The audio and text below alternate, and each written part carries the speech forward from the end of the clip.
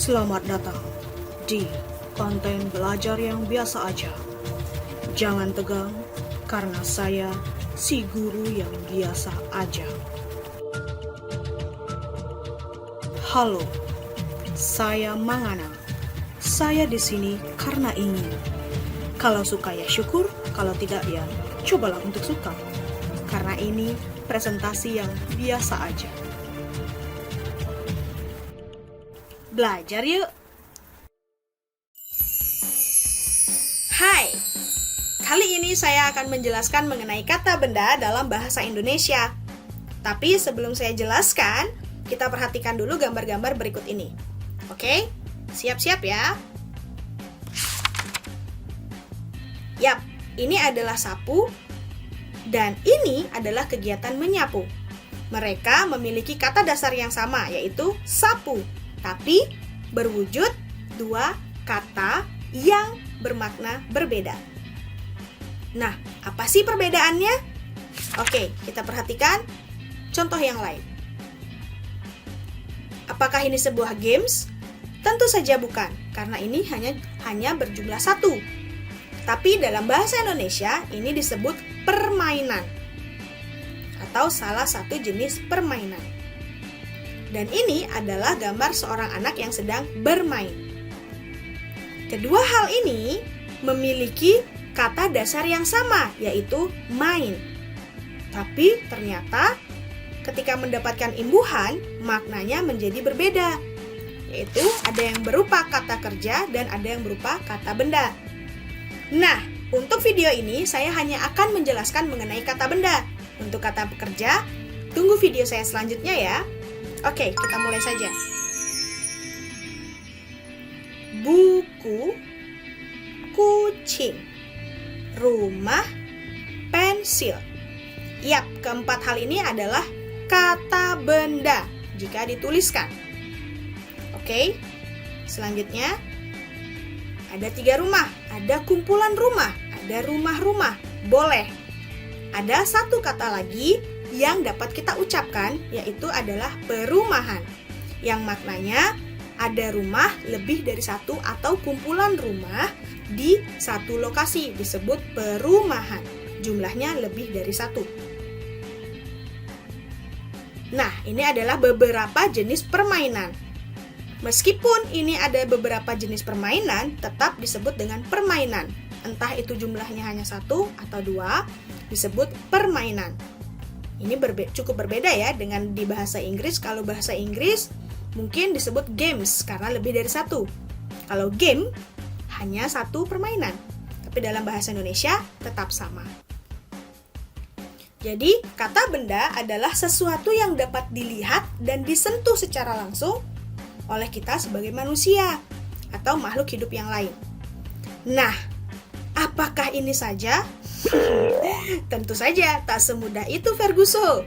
Jadi kita perhatikan baik-baik ya, bahwa kata benda atau kita sering mendengar nomina memiliki 2 klasifikasi atau 2 bentuk, yaitu ada kata benda konkret atau dasar, ada kata benda abstrak atau berbentuk turunan. Yang konkret berbentuk dasar maksudnya adalah kata benda yang masih berbentuk kata dasar dan benda yang nyata.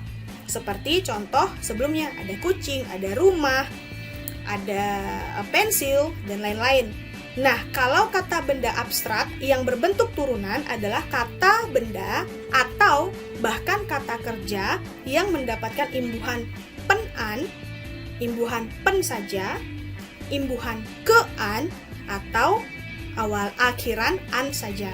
Seperti contoh perumahan dan permainan, mereka mendapatkan awalan pen atau penasal. Oke, kita langsung pada contoh-contohnya. Nah, ingat ya, kata benda atau konkret adalah segala sesuatu benda yang dapat dilihat dan diraba atau benda yang nyata. Nah, kalau kata benda abstrak, kata yang memiliki imbuhan yang saya sebutkan tadi, ada pen-an, pen, ke-an, dan an. Nah, perhatikan baik-baik. Perasaanku sangat senang. Perasaanku merupakan kata benda yang abstrak karena bentuknya sebagai turunan. kata dasarnya adalah rasa dan memperoleh awalan pen. Jadi ini adalah kata benda turunan atau abstrak. Yang nomor 2, permainan ini seru. Kata permainan memperoleh awalan pen dan akhiran an. Jadi kata benda ini merupakan kata benda turunan. Yang ketiga, aku sedang belajar di sekolah. Aku dan sekolah merupakan kata benda dasar atau konkret. Karena aku merujuk pada diri kita sendiri yang merupakan manusia, dan kata tersebut merupakan kata dasar. Dan kata sekolah merupakan sebuah bangunan atau lokasi karena diawali dengan kata di yang merujuk pada letak geografis. Jadi kedua kata ini merupakan kata benda konkret atau kata benda dasar. Nomor 4, makanan ini dibeli di restoran. Dua kata ini merupakan kata benda, namun kata makanan merupakan kata benda turunan atau abstrak karena memperoleh akhiran an. Makanan memiliki kata dasar makan yang merupakan kata kerja. Memperoleh akhiran an, akhirnya dia berbentuk kata benda. Jadi kata benda ini merupakan kata benda turunan. Dan restoran merupakan kata benda konkret karena sebuah lokasi, sebuah tempat, sebuah wilayah. Kembali lagi, dia diawali dengan kata di. Yang terakhir, perbuatanmu sangat menyakitkan. Nah, kata perbuatanmu merupakan kata benda turunan karena memperoleh awalan pe dan akhiran an karena perbuatanmu memiliki kata dasar buat. Jadi memperoleh pe dan an. Dan ditambah lagi kata ganti orang mu. Jadi perbuatanmu merupakan sebuah kata benda turunan. Nah, jadi itu dia contoh-contohnya. Dilihat dari contoh-contoh tersebut, kita bisa tarik ciri-ciri kata benda. Ternyata ada kata benda yang didahului dengan kata depan di, ke, dari, dan pada. Biasanya, jika kata tersebut diawali dengan kata depan, ini kata tersebut merujuk pada sebuah letak geografis atau nama tempat atau lokasi. Oke, jangan lupa ya. Nah, kata benda atau nomina biasanya berbentuk nama orang atau kata ganti orang seperti aku, saya, kamu, dia, mereka, dan lain-lain.